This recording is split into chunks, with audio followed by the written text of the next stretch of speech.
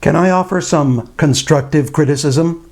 Hi, I'm Stevie Ray, an improv professional for over 40 years and a martial artist for nearly 50, and I use both disciplines to help people own their space, especially in challenging situations. When somebody offers constructive criticism, it's rarely constructive. It's usually destructive because our brain handles input very specifically.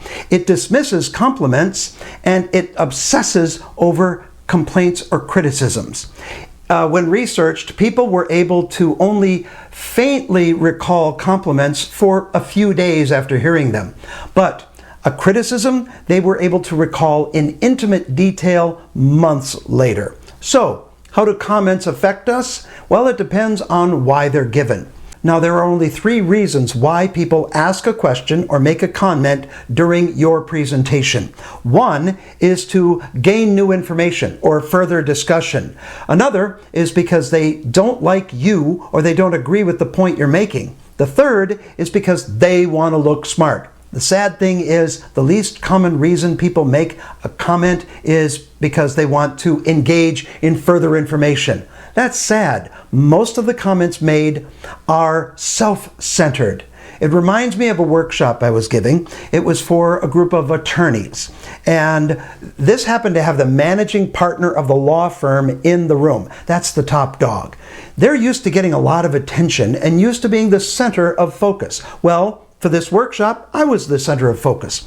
And after an hour or so of me engaging in interactive exercises to give the attorneys skills they can use in the courtroom, basically improv for the courtroom, he spoke up and said, "This is all well and good, but..." By the way, the phrase, "this is all well and good, but," is never followed with a compliment.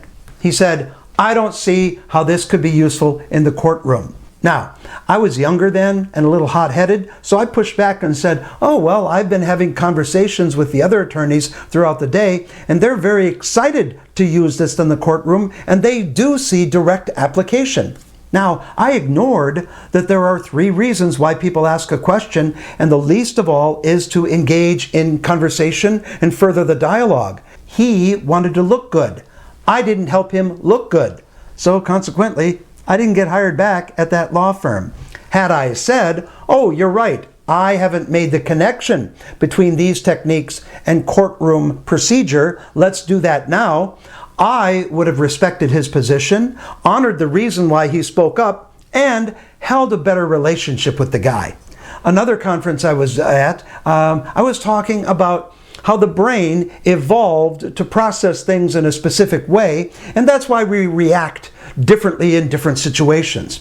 After the conference, a gentleman approached me and said, "You're mistaken. Our brains didn't evolve to be the way they are. God made them that way." I had to think about, why is he making that comment? It wasn't to further conversation and to gain new information. It wasn't really to make him look good. He just wanted to push back because he disagreed with what I said. My only option at that point was to say, "Oh, you're right, there are many theories, and we've both shared a couple of them." Whenever somebody offers constructive criticism, we have to be very careful about whether they are critiquing or coaching.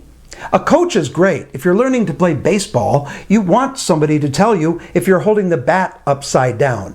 That is different than critique. In the martial arts, if we try to offer a correction to someone, it has to be based on applicable technique, not just theory. Things either work or they don't in the real world.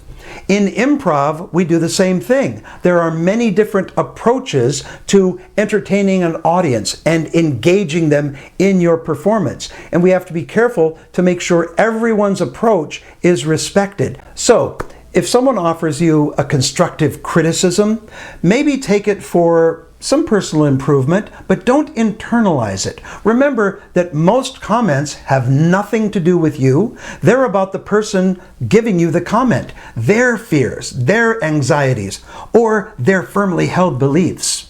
You can use them to your advantage, but don't dwell on them, because they certainly will not help you own your space.